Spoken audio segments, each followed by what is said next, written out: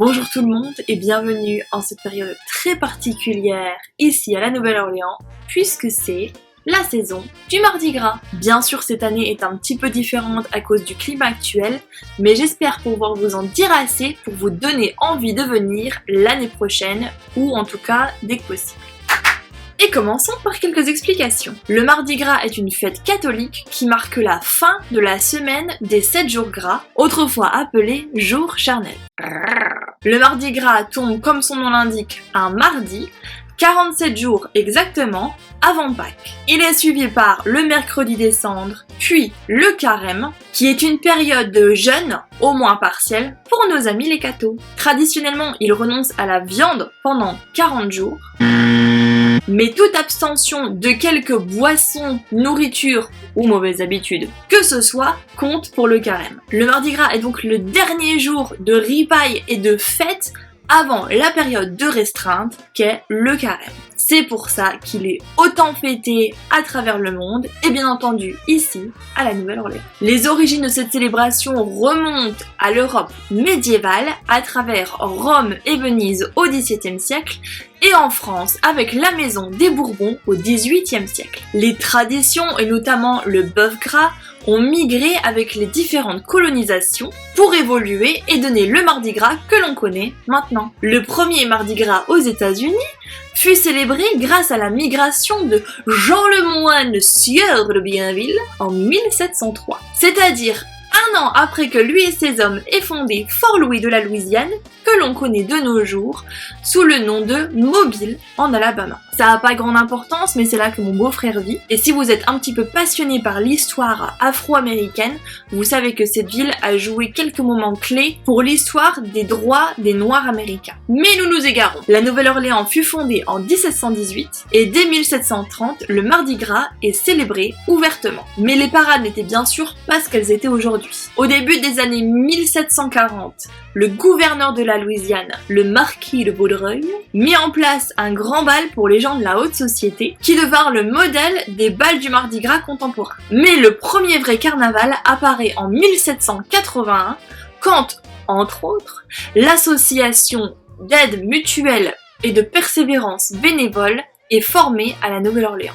C'était la formation du premier crew que l'on peut traduire par confrérie. Vers la fin des années 1830, des processions de carrioles à cheval éclairées par des marcheurs au flambeau baladaient les membres de la confrérie masqués pour l'occasion dans les rues de la ville. En 1856, la confrérie mystique de Comus fut la première à proposer des chars décorés et un bal masqué bien entendu, puisque l'identité des membres des confréries est inconnue du grand public. Leurs membres sont des inconnus derrière un masque, ce qui rajoute au mystique et à l'excitation des parades. Et ce ne fut qu'en 1870 que des throws, des objets que l'on lance au public, apparaissent avec la parade de la confrérie des révélateurs de la 12e nuit. Les différents bals ainsi que les thèmes et dessins des chars ont même commencé à être publiés pour le grand public, après coup bien sûr, parce que ça s'agirait pas qu'on nous pique l'idée. Toutes les parades se déroulaient alors la nuit. Il a fallu attendre la création de la confrérie de Rex en 1972 pour en voir une de jour. Chaque crew a un roi et une reine qui changent tous les ans, mais Rex, fondé par un groupe de businessmen, est le roi des rois. Il est le roi du carnaval et de tout le Mardi Gras. Les couleurs du Mardi Gras sont aussi issues de cette confrérie de Rex qui voulut honorer la famille royale de Russie des Romanov. Et choisir donc le violet, le vert et l'or. L'hymne du Mardi Gras a aussi un rapport avec les Romanov. Il se trouve que l'année où Rex fut créé et mis en place sa première parade, le duc Alexei Romanov faisait un tour des États-Unis. Il s'arrêta à Saint-Louis où il tomba sous le charme de la belle Lydia, une actrice locale, lorsque celle-ci chanta sur scène un tube du moment appelé If I Ever Cease to Love, en français, si jamais je m'arrête d'aimer. If ever I cease to love, if ever I cease to love. Le duc eut le coup de foudre et essaya de faire la cour à la belle Lydia. Les rumeurs vont vite, même à l'époque. C'est pourquoi toutes les fanfares de la parade de Rex jouèrent If I Ever Cease to Love quelques semaines plus tard quand le duc vint assister lui-même à la parade. Il avait d'ailleurs donné rendez-vous à Lydia à la Nouvelle-Orléans. Le duc oublia vite la belle actrice qui n'était qu'une passade, mais la chanson qui est simple et facile à retenir resta gravée dans les mémoires et devint ainsi l'hymne officiel du Mardi Gras. Enfin, c'est en 1875 que le gouverneur Henry Warmoth signa le Mardi Gras Act qui instaure ce jour particulier comme un jour férié. En plus, tout ce qui concerne les parades est entièrement payé par les membres de la confrérie, ce qui en fait un spectacle gratuit et lui a valu le surnom de The Greatest Free Show on Earth, le plus grand spectacle gratuit du monde. Bon, alors, je me suis amusée à compter et sans chipoter, il y a à peu près 80 parades pendant la période du Mardi Gras à la Nouvelle-Orléans et dans les environs proches.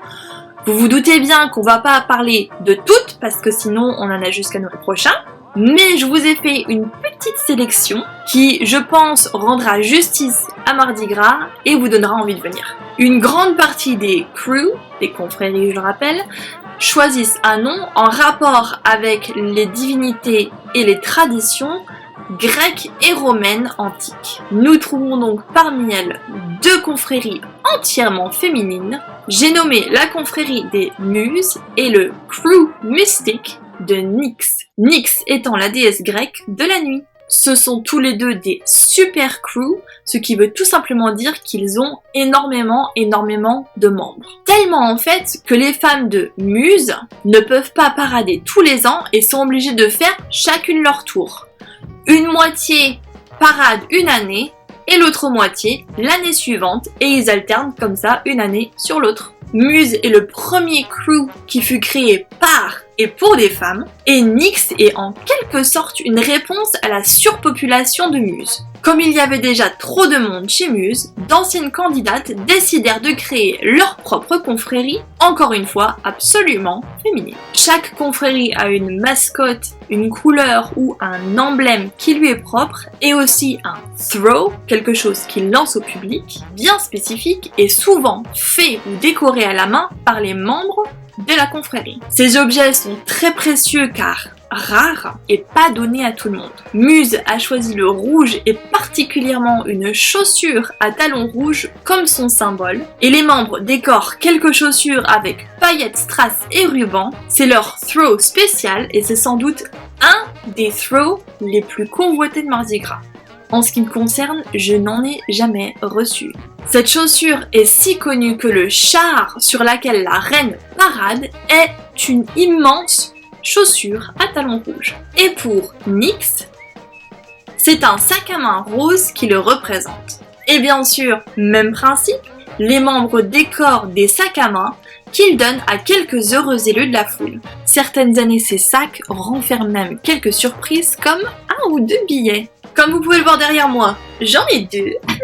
Je ferai peut-être l'année prochaine une vidéo, on va dire peut-être plus pratique sur ce qu'il faut faire, ce qu'il faut amener quand vous venez au Mardi Gras à la Nouvelle-Orléans. Mais en attendant, si vous me demandez de choisir entre la parade de Muse ou la parade de Nyx, je dirais choisissez Nyx parce que c'est, comment dire, je trouve ça que c'est plus fun. Les throws sont plus variés et sont souvent pratiques et sont vraiment super. Genre l'année dernière, il y a 2 ans, j'ai eu des bombes effervescentes pour mettre dans le bain. Allez voir les deux et puis vous me dites celle que vous préférez et puis on se retrouve là-bas de toute façon, d'accord, hein, vous me dites quand vous venez. Je dirais que moi j'ai un petit coup de cœur pour Nyx. C'était aussi ma première parade, donc ouais, j'ai une petite... Restons dans les confréries, on va dire, sélectives. Et intéressons-nous au crew de Zulu. Les confréries jusqu'à récemment étaient exclusivement peuplées d'hommes blancs. Ce n'est qu'en 1992, les gens, j'étais née, j'avais 3 ans en 92.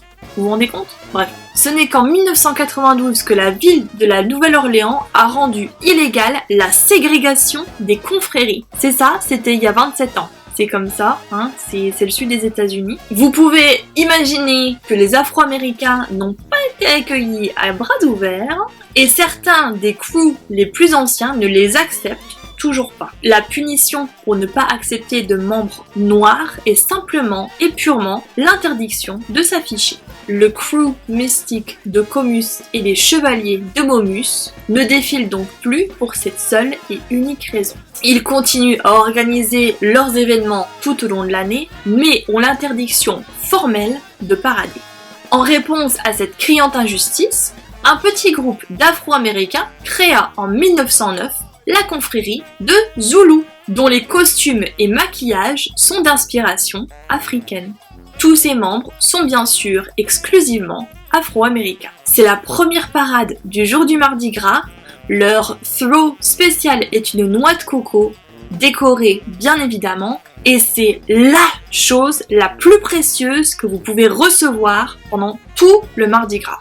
Si vous avez une noix de coco, c'est incroyable. C'est vraiment précieux. Et comme vous pouvez le voir, j'en ai pas non plus. Passons ensuite à Barkus et Chewbacus. To bark en anglais veut dire aboyer. Barkus est donc une parade de chiens.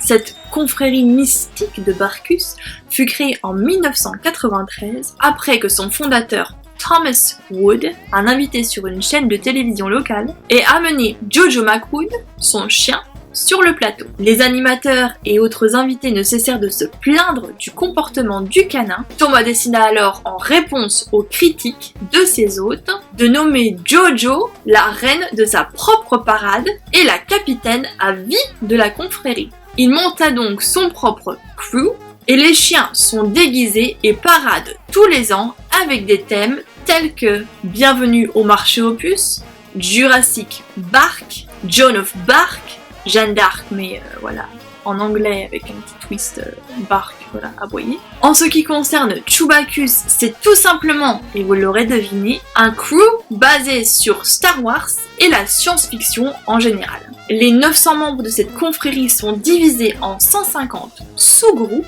qui sont en charge de représenter un aspect ou un autre de la science-fiction, de la fantasy ou de l'horreur. Ils sont aussi connus pour être un peu écolos et leur parade compte une centaine de vélos et autres trucs à pédales, chariots à bras et à peu près tout ce qui n'utilise pas de combustion interne pour avancer. C'est une parade qui utilise 0% de pétrole. Ils créent également leurs propres objets à lancer au public.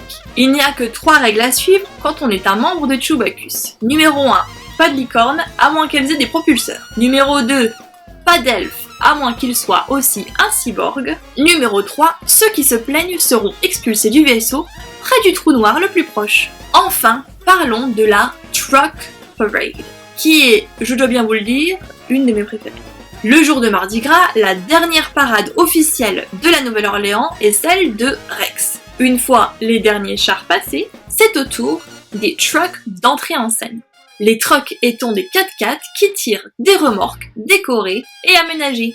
On doit enregistrer son appareillage et on reçoit un numéro qui indiquera notre ordre de passage. Mais en fait, tout le monde peut le faire. La plupart des remorques sont toutefois affiliées à des clubs, mais même si les personnes sur les chars se déguisent et lancent des choses, ils sont vraiment juste comme vous et moi.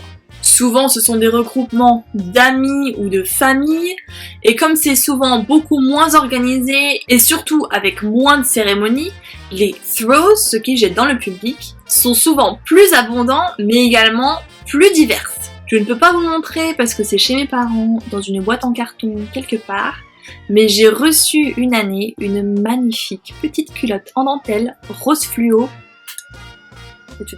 Et regardez ça! C'est pas le truc le plus cool que vous ayez jamais vu.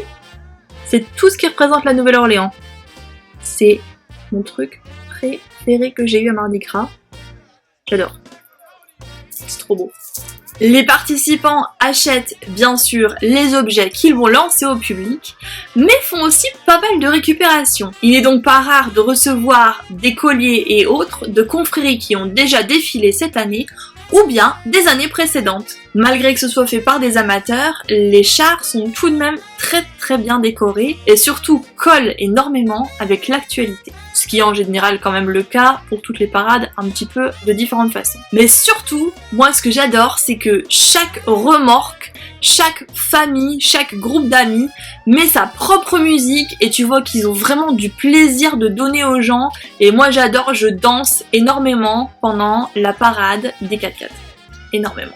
C'est aussi sans doute la plus grande parce qu'il y a des centaines et des centaines de 4x4 qui défilent. Et je dois vous le dire, en général on reste 1 heure, 1 heure et demie, mais après ça on y va et il y en a encore qui défilent. Le temps nous est compté pour cette vidéo, donc finissons avec 2 points bien sympathiques. Les chars et les throws font bien sûr le plus gros du travail dans les parades, mais entre 2 chars, on voit passer les majorettes et les fanfares des collèges et lycées, ainsi que des écoles et des troupes de danse, tous locaux évidemment.